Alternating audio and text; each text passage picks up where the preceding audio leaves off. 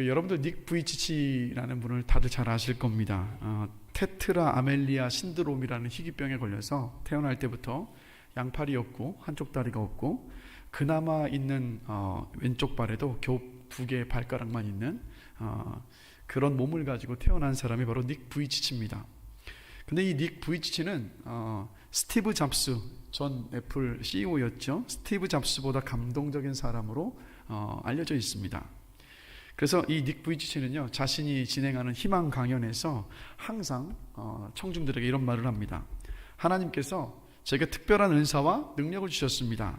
넘어졌다가 일어서기만 해도 사람들이 감동을 받습니다. 저도 일어서는데 여러분이 못 일어설 것이 없지 않습니까? 라는 말을 꼭 해요. 그러면 이 닉 부이치치의 이 말, 실제로 본인이 넘어졌다가 일어나면서 이 말을 할 때 거기에 참석했던 많은 사람들이 그냥 그 일어나는 모습만 봐도 감동을 받고 용기를 얻고 도전을 받는 일들이 계속해서 일어나고 있는 거예요. 지금까지도. 그래서 여러분, 이 닉 부이치치의 모습을 보면 한 가지 우리가 발견할 수 있는 것이 있는데, 하나님이 사람을 사용하시는 원칙이 있습니다. 하나님이 누구를 쓰십니까?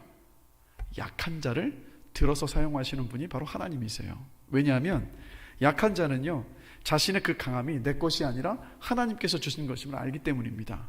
그래서 약한 사람은 자기를 드러내지 않고 하나님을 높여요. 그렇기 때문에 항상 하나님은 약한 자를 들어서 사용하십니다. 우리가 지금 계속 사무엘상을 살펴보고 있는데 이스라엘 백성들이 왕을 요구했습니다. 근데 하나님은 이스라엘의 초대 왕을 세우실 때도 하나님께서 사람을 사용하시는 원칙을 그대로 적용하셨던 모습을 봐요. 사울 왕이 겉으로는 키가 크고 용모가 아주 잘생겼었던 사람이지만 사실 그는 어떤 사람입니까? 굉장히 유약한 사람. 왕으로서 정식으로 이스라엘 백성들이 보는 앞에서 제비 뽑혔음에도 불구하고 그 앞에 나서기를 부끄러워하고 쑥스러워했었던 사람이 바로 사울입니다. 즉, 이 연약한 사울을 하나님은 이스라엘의 초대 왕으로 세우셨던 거예요. 만약에 사울이요, 이 겸손하게 하나님을 의지하고 또 하나님과의 관계를 잘 세워갔다면 아마도 다윗만큼이나 역사의 길이 남을 그러한 왕으로 세워졌을 것이라고 저는 생각을 합니다. 그러나 안타깝게도 암몬과 치렀었던 첫 번째 전쟁, 하나님께서 도우셔서 승리한 전쟁이었지만 그 승리가 이 사울에게는 독이 되어버렸습니다. 그리고 왕이라는 자리가 사울에게 독이 되어서 사울의 이 안에 뭐가 싹트기 시작합니까? 교만함이 점점 싹트기 시작을 했어요. 결국 그 교만함은 어떻게 됐느냐? 사울로 하여금 자신의 연약함을 바라보는 것이 아니라 왕이라는 나의 자리, 그리고 승리를 거머쥐었던 자신의 업적을 붙잡게 해서 하나님을 더 이상 신뢰하지 않게 됐어요. 그래서 우리 모두가 아는 것처럼 결국 하나님을 신뢰하지도 않았고 의지하지도 않았던 사울의 마지막이 어떻습니까? 하나님께 버림을 받는 비참한 생으로 마감을 하는 모습을 우리가 봅니다. 그래서 오늘 본문 속에서 사울에게서 하나님을 신뢰하지 않을 때 나타나는 2가지의 모습을 우리가 살펴볼 수 있는데, 이 모습을 보면서 지금 나는 하나님을 신뢰하고 있는가, 그 신뢰하는 믿음 안에 내가 서 있는가, 우리 스스로 함께 점검해보는 그런 시간이기를 원합니다. 자, 먼저 첫 번째로요, 하나님을 신뢰하지 않는 사울에게서 나타났던 첫 번째 모습은 뭐냐면 바로 여러분 조급함입니다. 자, 블레셋이 쳐들어왔습니다. 블레셋 철병거가 3만 대고요, 마병이 6천 명이고 병사들의 수가 바다의 모래같이 많았습니다. 아무리 눈에 보이는 병력의 그 숫자가 많다 하더라도 암몬과의 전쟁에서 승리하게 하신 하나님이셨습니다. 그러면 불과 얼마 전에 하나님께서 보여주셨던, 베풀어 주셨던 그 은혜를 기억하고 있다면, 하나님의 그 역사하심을 기억하고 있었다면 블레셋과의 전쟁에서도 승리하게 하실 하나님을 신뢰해야만 했습니다. 그러나 안타깝게도 사울은 하나님을 신뢰하면서 기다릴 수가 없었어요. 그래서 어떻게 했습니까? 블레셋과 전쟁을 하기에 앞서서 하나님께 예배를 드려야 했는데 사무엘이 오질 않습니다. 분명히 7일 안에 오겠다라고 약속을 했는데 7일째 되는 그 날에도 오지는 않아요. 그리고 병사들 안에 동요가 일어나기 시작합니다. 기다릴 수 없었던 사울이 어떻게 합니까? 아시는 것처럼 사무엘을 대신해서 하나님께 드리는 그 제사를 집전해 버립니다. 이 사실을 도착해서 알게 된 사무엘이 사무엘상 13장 13절에서 14절 3장 상반절을 보면 이렇게 하나님을 대신해서 엄히 꾸짖으며 책망을 합니다. 왕이 망령되이 행하였도다. 왕이 왕의 하나님 여호와께서 왕에게 내리신 명령을 지키지 아니하였도다. 그리하였더라면 여호와께서 이스라엘 위에 왕의 나라를 영원히 세우셨을 것이거늘 지금은 왕의 나라가 길지 못할 것이라 라고 책망을 합니다. 자, 여러분, 이런 뼈아픈 잘못을 저질렀을 때요, 중요한 것은 뭐냐면요, 누구든 잘못할 수 있고 누구든 죄를 지을 수 있고 누구든 넘어질 수 있습니다. 그러나 중요한 것은 뭐냐면 넘어지고 잘못하고 죄를 지었을 때 그 일들을 통해서 깨달을 수 있어야 한다는 거예요. 그러나 안타깝게도 사울은 깨닫지 못했고 배우지 못했습니다. 그래서 16절 오늘 16절을 보시면 블레셋 진영 안에 이미 아들 요나단이 가서 하나님을 믿는 믿음으로 혈혈단신으로, 물론 옆에 함께 믿음으로 갔었던 무기를 든 소년이 있었죠. 그 안에 들어갔을 때 하나님께서 도우셔서 블레셋 진영 안에 소동이 일어나기 시작을 했습니다. 그 소식을 사울도 전해 들었어요. 그러자 사울이 어떻게 합니까? 제사장 아히야에게 하나님의 궤를 가져오게 합니다. 왜 가져오게 했느냐? 뭔가 이제 전쟁을 시작해야 할 타이밍이 된 것 같은데 하나님의 뜻을 묻고 하나님께 예배하고 나서 전쟁을 하기 위해서 하나님의 궤를 가져오게 하는 거예요. 그런데 여러분, 예배를 시작했으면 제사장이 예배를 다 마칠 때까지 계속 기다려야 되는 것 아니겠습니까? 근데 잘 보십시오. 19절을 함께 보실까요? 19절 말씀 우리 함께 한 목소리로 한번 읽어보겠습니다.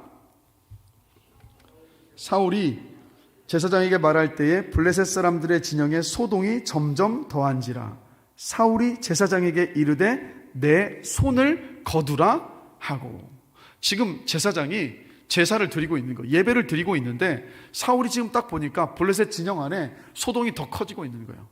더 이상 기다리지 못해서 제사장에게, 예배를 진행하고 있는 제사장에게 손을 거두라, 예배를 그만두라는 거예요. 그리고 예배를 멈추고 급히 전쟁터로 나갔던 사울입니다. 그러니까 이번에도 하나님을 신뢰하지 못하고 조급하게 예배를 멈춰버린 거예요. 지금 나가지 않으면 전쟁에서 승기를 못 잡을 것 같은 두려움이 사울의 안에 있다 보니까 드리던 예배를 멈추고 지금 나가야 한다는 조급함 때문에 그렇게 전쟁으로 나가버렸던 겁니다. 그 결과는 뭐였습니까? 하나님의 신뢰를 잃어버렸고요, 사울은 점점 하나님으로부터 멀어지기 시작했습니다. 그래서 여러분, 하나님을 신뢰하지 못할 때 나오는 저와 여러분의 이 조급함은 항상 비극적이고 잘못된 결과를 가져온다는 사실이에요. 여러분, 역사는 반복된다는 말이 있지 않습니까? 근데 사울의 이 모습은요, 사울의 먼 조상들의 모습이기도 해요. 이스라엘 백성들이 하나님의 은혜로 출애굽을 했습니다. 그래서 어디에 도착했냐면 하나님께 예배하기 위한 장소 시내산에 도착을 합니다. 분명히 모세가 바로에게 이야기했던 대로 하나님께 예배드리기 위한 그 장소까지 이스라엘 백성들이 나올 수 있었어요. 근데 그 시내산에서 하나님 어떻게 하십니까? 모세를 산 꼭대기로 부르십니다. 그리고 그 산 꼭대기에 모세가 40일을 머물렀어요. 왜 머물렀습니까? 이스라엘 백성들이 따라야 할 율법과 규례들을 모세에게 직접 전해주시는 그런 시간이었어요. 근데 이 시간이 너무도 중요한 시간이었는데, 왜냐하면 하나님께서 선택하시고 하나님께서 세워가시는 거룩한 백성이요 민족인 이스라엘의 토대가 만들어지는 시간이었기 때문입니다. 근데 문제는 어디에 있었느냐? 시내산 밑에서 기다리고 있었던 이스라엘 백성들은 며칠이면 될 줄 알았어요. 그냥 며칠이면 모세가 하나님을 만나고 대면하고 난 다음에 내려올 줄 알았습니다. 근데 하루가 가도 내려오지 않고, 일주일이 가도 모세가 내려오지 않고, 2주가 가도 4주가 가도 40일이 지나도 모세가 내려올 기미를 보이질 않습니다. 근데 이때 시내산을 보면 어떤 현상이 일어나고 있었냐면 이 불이 불타고 있었어요. 성경에서 불은 무엇을 의미합니까? 하나님의 임재를 상징을 해요. 그래서 이스라엘 백성들이 이 출애굽을 해서 오는 그 길의 여정 속에서도 하나님이 낮에는 무슨 기둥으로요? 불기둥으로 임하셨고, 낮에는 구름 기둥으로, 밤에는 불 기둥으로 임하셨어요. 그러니까 하나님의 임재를 선명하게 보이도록 하셨던 겁니다. 그러니까 시내산을 바라보면 이들이 의심하고 걱정할 것이 아니라 그 불기둥을 바라보면서 하나님이 이곳에 임재하고 계시구나라는 것을 알고 신뢰하면서 기다려야만 했습니다. 그런데 이스라엘 백성들은요, 그렇지는 못했어요. 그 광야 시내산 지역에서 모세 없이 계속 머무는 것이 이들은 두려웠습니다. 모세가 내려오지 않으면 어떡하지? 하나님께서 혹시 우리를 버리신 것은 아닐까라는 온갖 생각이 이 이스라엘 백성들의 마음을 사로잡았습니다. 그러니까 이제까지 그 홍해를 여시고 만나를 주시면서 그 길을 이끌어 오셨던 하나님의 은혜, 보호하심을 완전히 잊어버린 거예요. 그러자 어떻게 됩니까? 기다리는 것이 힘들어졌습니다. 마음이 조급해지기 시작했어요. 그 조급함에 이들이 어떻게 합니까? 모세의 친형인 아론에게 출애굽기 32장 1절을 보면 이런 요청을 합니다. 다 함께 한번 읽어보겠습니다. 우리를 위하여 우리를 인도할 신을 만들라. 이 모세 곧 우리를 애굽 땅에서 인도하여 낸 사람은 어찌 되었는지 알지 못함이니라. 뭘 요구합니까? 조급해지기 시작하니까 자신들을 인도할 신을 지금 만들어내라는 거예요. 그러자 아론이 바로 답합니다. 너희의 아내와 자녀의 귀에서 금고리를 빼어 내게로 가져오라 라는 명령을 내려요. 그래서 아론은 그렇게 이스라엘 백성들이 다 모아온 그 금을 녹여서 금송아지를 만들었습니다.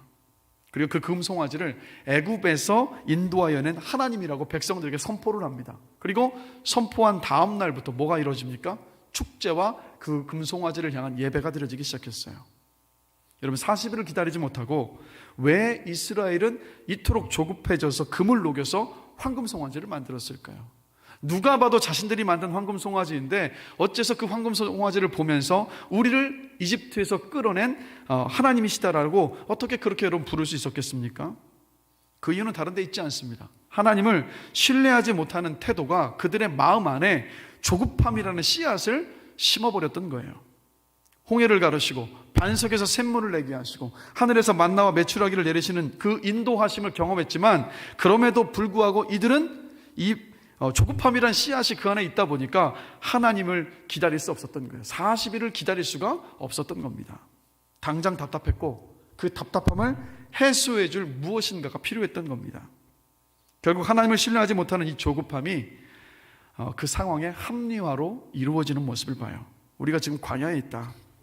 이런 척박한 곳에서 지도자인 모세가 산에 올라가서 깜깜무소식인데 우리를 인도할 신이 필요하다. 그래야 우리가 안정을 취할 수 있다. 그래야 우리가 안심이 된다. 그러니 빨리 신을 만들자라고 스스로를 합리화했던 겁니다. 그래서 결국에 우상을 만들었던 거예요. 그런데 이런 상황을 책망하는 모세에게 자기 방어로 그래서 계속해서 일관하는 모습을 성경을 통해서 봅니다. 특히 여러분 출애굽기 32장 24절을 보면요, 모세가 내려와서 친형에게 묻습니다. 도대체 이런 일이 왜 일어났습니까? 근데 답이 어떻습니까? 이 아론이 이런 답을 해요. 내가 그들에게 이르기를 금이 있는 자는 빼내라 한즉 그들이 그것을 내게로 가져왔기로 내가 불에 던졌더니 이 송아지가 나왔습니다. 여러분 이때 아론의 나이가 80이 넘었습니다. 이게 무슨 마술쇼도 아니고 이런 구차한 변명을 하고 있는 모습을 봐요. 여러분 하나님을 신뢰하지 못하는 데서 나오는 조급함은요, 사울왕만의 문제도 아니고 이스라엘 백성만의 문제도 아니에요. 저와 여러분들 한번 가만히 한번 돌아보십시오. 하나님을 신뢰하지 못할 때 우리 안에도 조급함으로 인한 잘못된 행동들이 나올 경우가 너무도 많아요. 그리고 그 조급함에 우리 자신을 너무도 잘 합리화합니다. 근데 여러분 이 조급함이 뭐가 문제냐면 우리 마음 안에 하나님을 신뢰하지 못해서 조급한 마음이 우리 안에 자리 잡게 되면 우리 중심 안에 하나님의 부재가 일어나요. 여러분 하나님은 항상 여러분과 함께하고 계심을 믿으십니까? 분명히 하나님은 세상 끝날까지 우리와 함께 하시겠노라고 약속을 하셨어요. 그래서 그 부활하신 주님이 지금도 여러분과 함께하고 계실 것이고 여러분이 주님 앞에 부름받는 그 순간까지, 아니 천국에서는 영원토록 그 하나님과 함께 하시게 될 그 약속을 우리에게 주셨습니다. 그러나 조급한 마음이 생기면 하나님은 우리와 함께하고 계시지만 우리가 그 조급한 마음 때문에 하나님이 계시지 않은 것처럼 생각해요. 아니요, 솔직히 돌아보시면 조급함이 우리의 마음을 가득 채웠을 때 우리는 하나님 생각을 하지를 못합니다. 이게 우리의 모습이에요. 하나님은 계시지만, 하나님은 함께하고 계시지만 하나님을 의식하지 않게 돼요. 그리고 그로 인해서 나타난 일이 뭡니까? 과정을 다 무시합니다. 과정을 무시하고 당장의 결과를 바라보면서 무언가 급한 일들을 시작해요. 그리고 하나님께서 기뻐하시지 않는 것들로 그 모든 과정들이 채워지기 시작을 합니다. 여러분, 어제 하나님의 은혜를 경험했다 하더라도요, 오늘 하나님을 신뢰하지 못해서 조급함으로 하는 모든 행동은 우리의 경험상 돌아보면 항상 아픈 결과를 가져옵니다. 이스라엘 백성들이 하나님을 신뢰하지 못하고 황금 송아지를 만들었던 것처럼 사울이 하나님을 신뢰하지 못해서 제사를 직접 집전을 하고 도중에 예배를 멈추었던 것처럼 여러분, 저와 여러분들도 혹시 조급한 마음을 우리 안에 가지고 있지는 않습니까? 교회에서 교회의 일을 바라보시면서 또 목장 식구들을 대하실 때, 또 배우자를 대하실 때, 자녀를 대하실 때 조급해하는 마음으로 급하게 어떤 행동들을 하고 그렇게 대하고 계시지 않으십니까? 만약 우리가 그러한 행동과 태도로 대하고 있다면요, 여러분, 지금 우리는 하나님을 신뢰하고 있지 않다라는 증거입니다. 이사야 26장 3절 말씀을 보면요, 하나님 이런 말씀을 하십니다. 주께서 심지가 견고한 자를 평강하고 평강하도록 지키시리니 이는 그가 주를 신뢰함이니이다. 심지가 견고하다라는 것은 하나님을 한결같은 마음으로 신뢰한다라는 뜻입니다. 그리고 이렇게 하나님을 신뢰하는 사람에게 하나님께서 주시는 것이 뭐냐면 세상이 감당할 수 없는 그 평강이요, 어떠한 상황 속에서 흔들리지 않은 그 평강을 저와 여러분에게 약속하셨습니다. 제가 간절히 기도하는 것은 우리 안에 하나님을 신뢰하는 그 마음이 회복되기를 주님의 이름으로 간절히 축원합니다. 그럴 때 여러분, 상황에 우리가 휩쓸리지 않을 수 있고 평강의 평강을 통해서 이 모든 상황들을 조급하지 않고 승리하며 넉넉히 이겨낼 수 있는 줄로 믿습니다. 그래서 오늘 밤 기도하실 때 하나님을 신뢰하지 못해서 내 안에 드러나고 있는 조급한 마음과 말과 행동들과 태도들이 있다면 그것을 놓고 주님 앞에 회개함으로 기도할 수 있는 그러한 시간이기를 원합니다. 그리고 나서 하나님을 신뢰하는 믿음을 구할 때 하나님께서 그 믿음을 저와 여러분에게 부어주실 줄로 믿습니다. 두 번째로요, 하나님을 신뢰하지 않는 사울에게서 나타났던 두 번째 모습은 뭐냐면 바로 무리한 맹세의 모습을 우리가 볼 수 있어요. 자, 하나님의 뜻을 알고 싶어서 또 예배를 드리기 위해서 하나님의 궤를 가져오게 한 사울입니다. 그런데 그마저도 이 조급한 마음에 멈춰버렸죠. 그리고 나서 이제 병사들을 이끌고 전쟁을 나가야 되는데, 전투를 치러야 되는데 24절을 보시면요, 사울이 굉장히 뜬금없는 금식을 선포하는 모습을 봅니다. 자, 우리 다 함께 한번 읽어보겠습니다. 이날에 이스라엘 백성들이 피곤하였으니 이는 사울이 백성에게 맹세시켜 경계하여 이르기를 저녁 곧 내가 내 원수에게 보복하는 때까지 아무 음식물이든지 먹는 사람은 저주를 받을지어다 하였음이라. 그러므로 모든 백성이 음식물을 맛보지 못하고. 여러분, 이제 전쟁을 치러야 되는데 금식을 선포했어요. 거기에다가 그것도 모자라서 금식을 어기는 사람은 저주를 받을 것이라는 맹약까지 해버립니다. 사울이 왜 이런 맹세를 했겠습니까? 사람이 약해지면요, 이 모든 표현과 마음과 행동과 태도들이 극단적인 것들이 드러나지 않습니까? 사람이 약해질 때 나타나는 전형적인 모습이 오늘 본문의 이 사울의 모습이에요. 그래서 사람이 정말로 두려워할 때 겉으로는 그것을 숨기기 위해서 여러분 어떻게 합니까? 더 센 척하지 않습니까? 더 말과 태도와 행동들을 강하게 하는 모습을 우리가 보지 않습니까? 사울이 극단적인 저주의 말까지 한 것은 다른 데 이유가 있지 않습니다. 하나님을 신뢰하지 못했기 때문에 그 마음 안에 두려움이 도사리고 있었던 거예요. 혹시 전쟁에서 져서 자신이 영광을 취하지 못할까 봐, 왕으로서 누리게 될 지위도 놓쳐버리고 이 나라가 혹시 무너지는 것은 아닐까라는 그 두려운 마음이 사울의 마음을 가득 채우고 있었기 때문이었습니다. 그래서 여러분, 신앙이 성숙한 사람은요, 이런 표현들을 사용하지 않습니다. 절대, 결코, 단연코, 죽어도라는 표현을 사용하지 않아요. 왜인지 아십니까? 아, 그럴 수도 있지라는 여지를 항상 남겨둡니다. 그 여지는 누구의 여지입니까? 하나님께서 일하실 여지요.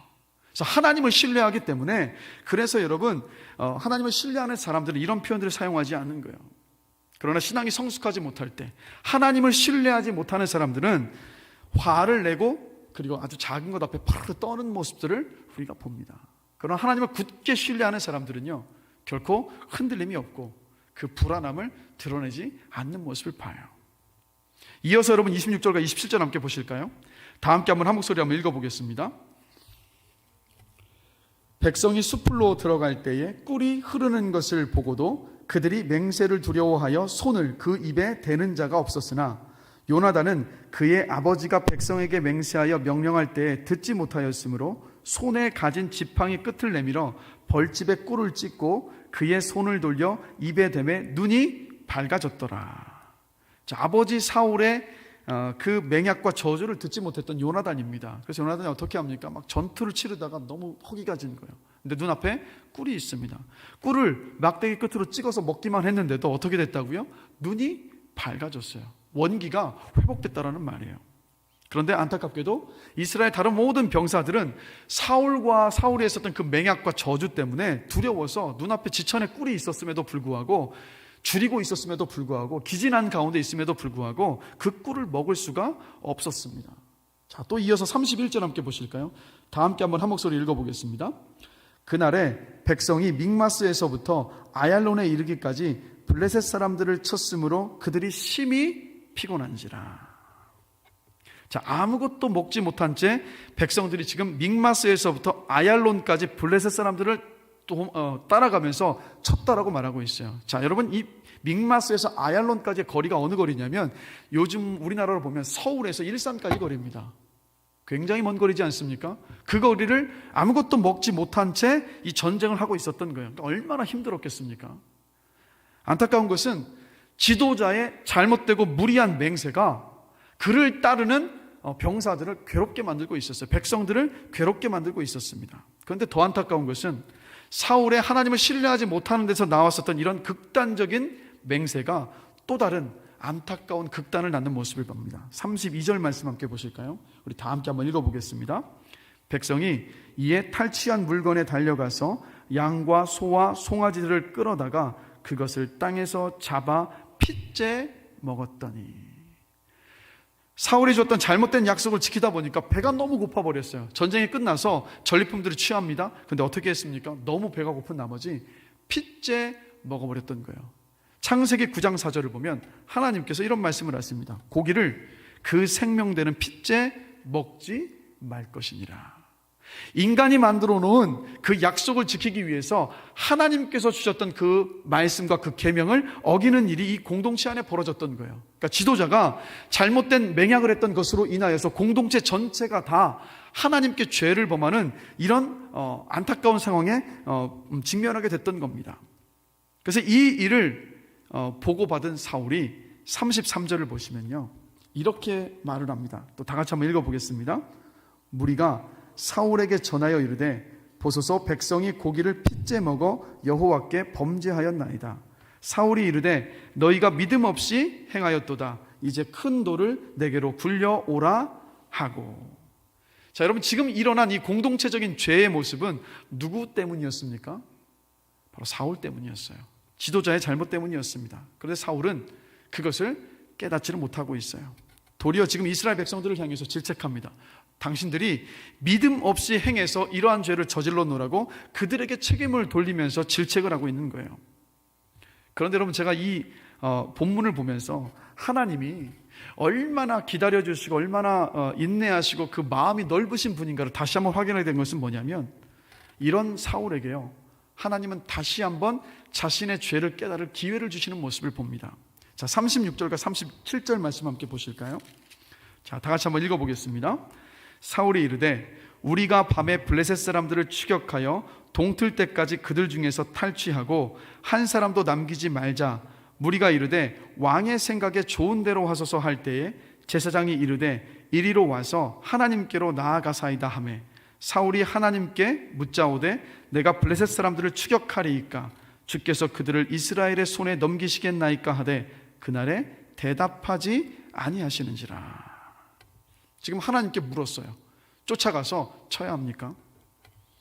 그런데 하나님께서 답을 주지 않으십니다. 이건 무슨 말입니까? 왜 하나님께서 사울의 기도에 답을 해주시지 않으셨겠습니까? 그 이유는요, 죄 때문이었어요. 죄가 하나님과 이 사울 사이의 그 가로막은 담이 되어버렸기 때문에 하나님께서 응답을 해주시지 않으셨던 겁니다. 그러면 하나님께서 답을 주시지 않으셨을 때 사울은 뭘 생각했어야 되냐면, 나의 죄로 인하여서 하나님께서 나에게 말씀해 주시지 않는구나라는 것을 깨달을 수 있어야 했습니다. 그 기회를 하나님께서 주셨던 거예요. 그러나 안타깝게도 사울은 이렇게 행동을 합니다. 38절 39절입니다. 다 같이 한번 읽어보겠습니다. 사울이 이르되 너희 군대의 지휘관들아 다 이리로 오라. 오늘 이 죄가 누구에게 있나 알아보자. 이스라엘을 구원하신 여호와께서 살아계심을 두고 맹세하노니 내 아들 요나단에게 있다 할지라도 반드시 죽으리라 하되 모든 백성 중 한 사람도 대답하지 아니하매. 누가 죄를 지었는지 찾아보자라는 거예요. 끝까지 자신의 죄를 돌아보지 못하는 사울의 모습을 봅니다. 그러면서 더 극단적인 말을 하고 있는 거죠. 내 아들 요나단일지라도 죽음을 면하지 못하리라. 그래서 오늘 보시면 이 사울이 어떻게 하냐면 사울과 요나단을 한쪽에 서고요, 이스라엘 백성들을 반대쪽에 서게 합니다. 이건 무슨 말입니까? 나와 요나단에게는 이러한 잘못을 저지르지 않았다는 확신이 있었던 거예요. 그러니까 자기 아들이 내가 내렸던 이 약속과 이 맹약을 어겼을 것이라는 생각조차 사울이 하고 있지 못했던 겁니다. 그러나 결과는 어떻습니까? 제비를 뽑았을 때 사울과 요나단이 남습니다. 그리고 마지막으로 제비를 뽑았을 때 요나단이 뽑혀요. 사울은 안타깝게도요, 자기 의에 사로잡혀서 내가 했던 약속이니까 나는 반드시 지켜야 한다는 그 약속에 사로잡혀서 그 명령, 요나단이라도 죽을 것이라는 그 명령을 철회하지를 못하는 모습을 봅니다. 그리고 이렇게 말해요. 43절 44절입니다. 사울이 요나단에게 이르되 내가 행한 것을 내게 말하라. 요나단이 말하여 이르되 내가 다만 내 손에 가진 지팡이 끝으로 꿀을 조금 맛보았을 뿐이오나 내가 죽을 수밖에 없나이다. 사울이 이르되 요나단아 내가 반드시 죽으리라. 그렇지 않으면 하나님이 내게 벌을 내리시고 또 내리시기를 원하노라 하니. 자신이 내뱉은 약속을 지키기 위해서 아들이라도 죽이겠다는 겁니다. 자, 여러분, 여기서 또 한 가지 우리가 생각해 봐야 될 것은 뭐냐면, 여러분, 사울의 이 모습이 어떻게 생각되십니까? 너무하다는 생각이 드십니까? 그렇죠? 너무하다는 생각이 들고 어떻게 이렇게 행동할까? 이런 생각을 우리가 충분히 가질 수 있습니다. 그런데 사울의 이 모습이 저와 여러분의 모습이라는 거예요. 멀리에서 생각하지 마시고요, 여러분의 가정 안에서 나는 내 가족들을 대할 때 어떻게 대하고 있는가, 우리 자신 한번 돌아볼 수 있기를 원합니다. 자녀들을 대할 때, 배우자를 대할 때 혹시 원칙만을 너무 지나치게 강조하고 계시지 않으십니까? 약속은 무조건 지켜야만 하는 것이라고 강요하고 계시지는 않으십니까? 그래서 혹시 가족들에게 죄책감을 심어주고 계시지는 않습니까? 이런 원칙을 고수하는 거 굉장히 중요합니다. 약속을 잘 지키는 것, 이것도 굉장히 중요한 일입니다. 가치가 있는 일이에요. 그런데 여러분, 원칙과 가치보다 더 소중한 것이 있습니다. 바로 사랑입니다. 사랑이 먼저예요. 그래서 하나님께서 보시면 도피성 제도를 만드셨습니다. 다들 도피성이 뭔지 아시죠? 부지 중에 의도적으로 사람을 죽인 사람이 살 수 있는 그 도피성을 하나님께서 만들어 주셨던 모습을 봐요. 결국 이 도피성 제도를 통해서 하나님께서 무엇을 강조하신 거겠습니까? 부지 중에 사람을 죽인 사람도 용서해 주라고 하시면서 원칙보다 더 중요한 것은 사랑이라는 것을 하나님께서 가르쳐 주셨던 거예요. 그래서 여러분, 예수님의 제자들 모두가 다 예수님을 배신하고 떠났던 사람들입니다. 예수님을 부인하고 부정했었던 사람들이니까 회복될 길이 없고 용서받을 길이 없는 사람들이 예수님의 제자들이었어요. 그런데 그들이 회복되었습니다. 무엇 때문에 회복이 되었습니까? 너 왜 나를 배신했어라고 원칙을 저버렸던 그것 때문에 책망하셨던 주님의 책망 때문에 그들이 회복했던 것이 아니라 그들을 용서하시고 품어주셨던, 아니 책망하는 말조차 한마디 말조차 하지 않으신 채 그저 그들을 사랑으로 품으셨던 주님으로 인하여서 그들이 회복되었고 그들이 주님을 위해서 자신의 모든 목숨을 걸었던 모습을 봅니다. 여러분, 저와 여러분들이 원칙과 약속만을 계속해서 강요하는 것이 아니라, 그것도 정말로 중요한 것이지만 사랑이 먼저라는 것을 기억하면서 저와 여러분들이 우리 주변의 가족들, 이웃들을 대할 때 먼저 사랑으로 대할 수 있게 되기를 주님의 이름으로 간절히 기도합니다. 사랑이 먼저예요. 그리고 또 한 가지는요, 여러분 가정이나 교회에서 누군가의 만남 속에서 내 탓이오라고 먼저 하십니까? 아니면 너 때문이야 라고 먼저 하십니까? 솔직히 고백하면 저도 내 탓이오라고 먼저 하기보다는 너 때문이야 라고 말할 때가 참 많은 것 같아요. 그런데 여러분, 이 모습이 사울의 모습이지 않습니까? 여러분, 다른 사람의 잘못을 먼저 들추어내기보다는 저와 여러분의 잘못을 먼저 볼 수 있는 저와 여러분들이 되기를 간절히 기도합니다. 그럴 때 공동체가, 관계가 회복이 됩니다.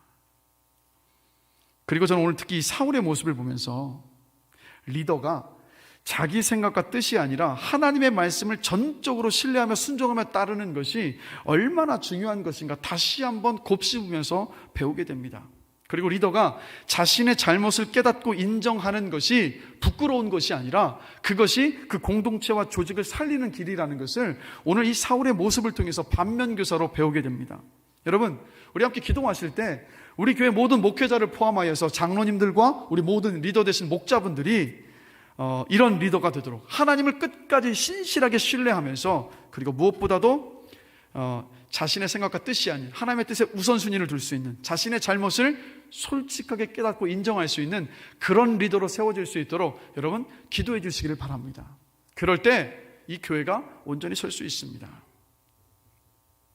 결국 이렇게 하나님을 신뢰하지 못해서 조급함을 드러내고 무리한 맹세를 한 사울, 그 결과가 뭐였냐면요, 사람을 다 잃어버립니다. 첫 번째로 우리 선지자 사무엘을 잃어버렸습니다. 오늘 보면 또 29절 함께 보실까요? 자, 함께 한번 한 목소리 한번 읽어보겠습니다. 29절. 요나단이 이르되 내 아버지께서 이 땅을 곤란하게 하셨도다. 보라, 내가 이 꿀을 조금을 맛보고도 내 눈이 이렇게 밝아졌거든. 요나단이 아버지 사울을 신뢰하지 않게 된 계기가 바로 이때로부터 시작입니다. 그리고 또 45절 함께 보실까요? 함께 한 목소리 한번 읽어보겠습니다. 백성이 사울에게 말하되 이스라엘의 이 큰 구원을 이룬 요나단이 죽겠나이까? 결단코 그렇지 아니하니이다. 여호와의 살아계심을 두고 맹세하옵나니 그의 머리털 하나도 땅에 떨어지지 아니할 것은 그가 오늘 하나님과 동역하였음이니이다 하여 백성이 요나단을 구원하여 죽지 않게 하니라. 지금 백성이 사울의 맹세를 지키지 않은 이유로 요나단을 죽이려 하는 것을 지금 가로막고 있는 모습을 봐요. 여러분, 질문 드릴게요. 사울을 누가 왕으로 세웠습니까? 이스라엘 백성들입니다. 백성이 선택한 왕이 사울이에요. 그런데 왕이 된 지 얼마 되지 않아서 지금 백성들은 사울 왕의 명령을 가로막는 모습을 봅니다. 즉 백성들에게서도 그 신뢰를 잃어버리는 사울의 모습을 봐요. 결국 여러분, 하나님을 신뢰하지 못한다는 것은 무엇을 말하냐면 하나님과의 관계가 깨어져 있는 것을 말합니다. 결국 하나님과의 관계가 깨어져 있을 때 사울은 하나님과 사무엘과 요나단과 백성들의 신뢰를 잃어버리는 모습을 봅니다. 그래서 사울의 인생을 가만히 보시면 늘 두려움에 휩싸여 있고 외로웠고 또 고통스러웠던 삶이었음을 성경을 통해서 확인하게 됩니다. 여러분, 관계 가운데 문제가 있을 때 늘 가장 먼저 우리가 돌아봐야 될 것은 다른 데 있지 않습니다. 바로 주님과 나와의 관계가 얼마나 잘 세워져 있는가. 항상 인간관계 속에서 트러블이 생기고 갈등이 생겼을 때는 반드시 주님과의 관계 속에서 인격적이고 신뢰해야 하는 그 관계가 무너져 있음을 확인하게 됩니다. 오늘 이 새벽 시간 기도하시면서 여러분의 많은 관계들 속에서 혹시 어떤 트러블이 있습니까? 그렇다면 주님과의 관계를, 나는 지금 주님을 신뢰하는 믿음 안에 온전한 관계 가운데 서 있는가 점검해 보시면서 그것을 회복하시는 여러분들이 되시기를 주님의 이름으로 기도합니다. 말씀을 마무리하겠습니다. 사무엘상 14장을 우리가 살펴보고 있는데 이 사무엘상 14장은요 블레셋이 쳐들어온 국가적인 위기 상황 속에서 사무엘상 14장 6절 말씀 함께 보실까요? 거기에 보시면 여호와의 구원은 사람이 많고 적음에 달리지 아니하였느니라 라는 하나님을 신뢰하는 요나단의 믿음의 고백으로 이 사무엘상 14장이 시작을 합니다. 자, 그런데 마지막을 함께 보실까요? 사무엘상 14장 52절 함께 보시겠습니다. 여러분 성경 한번 보시고 우리 한 목소리로 한번 같이 읽어보겠습니다. 사울이 사는 날 동안에 블레셋 사람과 큰 싸움이 있었으므로 사울이 힘센 사람이나 용감한 사람을 보면 그들을 불러 모았더라. 사울의 인생에서 평생 동안 블레셋과의 전쟁이 끊이질 않았습니다. 그런데 아들 요나단은 국가적인 위기, 블레셋의 침략 앞에 하나님을 신뢰하는 믿음의 고백을 하면서 그렇게 발걸음을 내디뎠는데 이 14장을 마무리할 때 사울은 어땠습니까? 사울은 끝까지 하나님을 신뢰하지 않았고 의지하지 않은 채 누구를 의지합니까? 사람을 의지하는 모습으로 이 14장이 마무리되는 모습을 봐요. 그리고 그 사울의 결과가, 그 인생의 끝이 뭐였냐면 하나님께 버림받는 비참한 최후였습니다. 여러분, 사울의 이 삶을 통해서 깊이 깨닫게 되는 것은 뭐냐면, 그리스도인인 저와 여러분에게 하나님께서 주신 가장 큰 복이 여러분 무엇이라고 생각하십니까? 가장 큰 복은요, 주님께서 우리와 함께하고 계시고 주님께서 저와 여러분의 인생을 주관하시는 그 사실임을 저는 믿습니다. 그게 저와 여러분에게 주신 가장 큰 복이에요. 그래서 여러분, 잠언 19장 21절에 보면 사람의 마음에는 많은 계획이 있어도 오직 여호와의 뜻만이 완전히 서리라 라고 말씀합니다. 그리고 잠언 16장 9절 말씀 우리 함께 한 목소리로 한번 읽어보겠습니다. 사람이 마음으로 자기의 길을 계획할지라도 그의 걸음을 인도하시는 이는 여호와 신이라. 아멘. 여러분, 이 모든 말씀을 믿음으로 받으십니까? 결국 그렇기 때문에 저와 여러분에게 필요한 것은 뭐냐면 우리의 인생을 책임지시고 이끄시는 하나님을 신뢰하는 믿음인 줄로 믿습니다. 분명히 여러분, 우리의 인생에도 사울에게 닥쳐왔었던 숱한 인생의 위기들이 이전에도 있었고요, 지금도 그 위기의 때를 지나가고 있고 앞으로도 그런 위기의 때들을 맞이하게 될 겁니다. 그런데 여러분, 우리의 힘만으로는 절대로 헤쳐나갈 수 없고 이겨낼 수도 없습니다. 왜냐하면 우리의 육체의 능력에도 한계가 있고요, 정신력에도 한계가 있고 우리의 의지력도 한순간에 무너질 수 있습니다. 그리고 우리가 가지고 있는 재물도 한순간에 먼지처럼 사라져버릴 수 있습니다.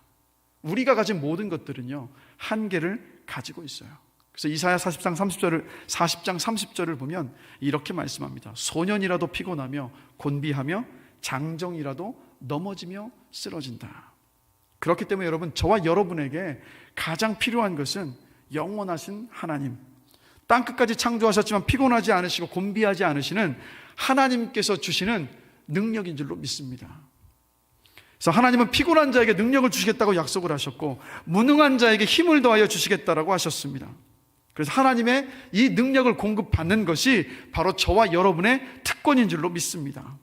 그래서 여러분, 하나님의 능력을 공급받으면 하늘로부터 주어지는 능력이 우리 가운데 임할 때 어떻게 됩니까? 여러분, 우리 안에 힘이 생겨요. 활력이 생깁니다. 그리고 생기가 돋아나고 무엇이든 감당할 수 있다는 그 자신감이 우리 안에 생겨나게 됩니다. 그래서 여러분, 이사야 40장 31절 말씀을 보면 이사야가 이렇게 말합니다. 함께 한번 읽겠습니다.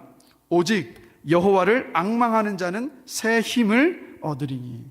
앙망한다는 말의 뜻이 뭐냐면 하나님을 고대하며 기다린다라는 뜻이에요. 하나님을 고대하며 기다린다. 하나님의 능력이 내 삶 가운데 부어질 것을 고대하며 기다린다라는 것이 바로 앙망하다는 말의 뜻이에요. 그럼 질문 드릴게요. 누가 하나님을 고대하며 기다릴 수 있을까요? 하나님을 신뢰하는 사람이 하나님을 앙망하며 기다릴 수 있습니다. 하나님께서 모든 능력과 지혜의 근원이심을 굳게 믿는 사람만이 끝까지 신뢰하면서 하나님을 기다릴 수 있습니다. 제가 간절히 기도하는 것은요, 저와 그리고 여러분들이 하나님을 앙망하며 기다리며 신뢰하는 그 믿음 위에 서게 되기를 주님의 이름으로 간절히 축원합니다. 코로나 속에서 우리가 할 수 있는 것이 많이 사라져버린 이 시기, 제가 지난주에도 말씀을 드렸지만 저는 이렇게 오래 갈 줄 몰랐어요. 그리고 제 생각에는 올해 초가 되면, 아니 3월 정도가 되면 이거 그냥 다 끝날 것이라고 저는 기대했습니다. 그런데 여러분 아시는 것처럼 600명이 또 넘었어요. 아마도 3월 4월이 되면 4차 대유행이 또다시 시작이 될 거라는 그 예측들이 많습니다. 이제는 제 마음 안에 무슨 생각이 드냐면, 하나님, 이거 정말 끝날까요? 라는 생각이 들기도 하더라고요. 그러나 분명히 하나님은 끝내실 것입니다. 근데 그때가 언제인지 우리는 몰라요.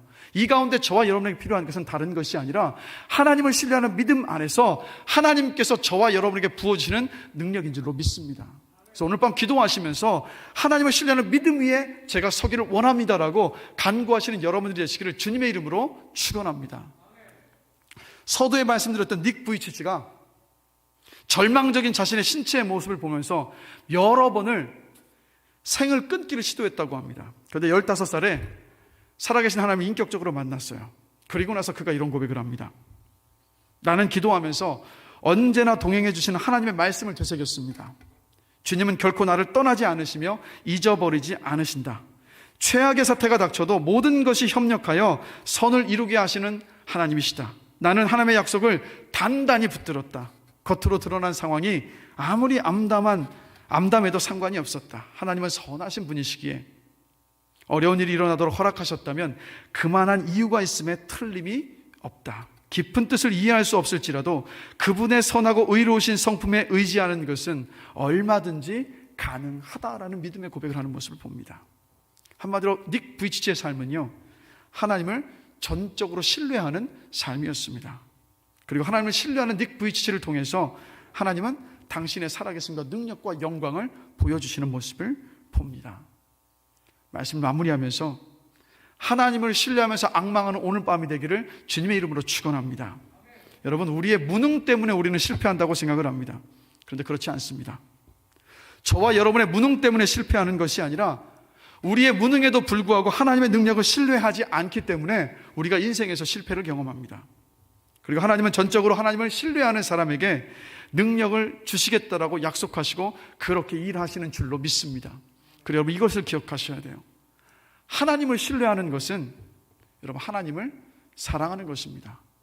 왜냐하면 하나님을 신뢰하는 사람은요, 하나님을 끝까지 기다리기 때문입니다. 고린도전서 13장을 보면 처음에 뭐라고 말씀합니까? 사랑은 오래 참고. 주님을 신뢰하는 것이 바로 주님을 사랑하는 것입니다. 그래서 오늘 우리가 기도해야 될 기도 제목은 사실 딱 한 가지예요. 바로 이겁니다. 주님, 제가 주님을 신뢰하기를 원합니다. 말씀을 통해서 주님을 매일 알아가고 주님을 끝까지 신뢰하게 하여 주시옵소서라는 이 기도, 오늘 밤 함께 찬양하시고 또 이 기도 제목 가지고 주님을 신뢰하는 믿음을 구하는 귀한 밤이 되기를 주님의 이름으로 축원합니다. 우리 이 시간 들었던 말씀을 생각하시고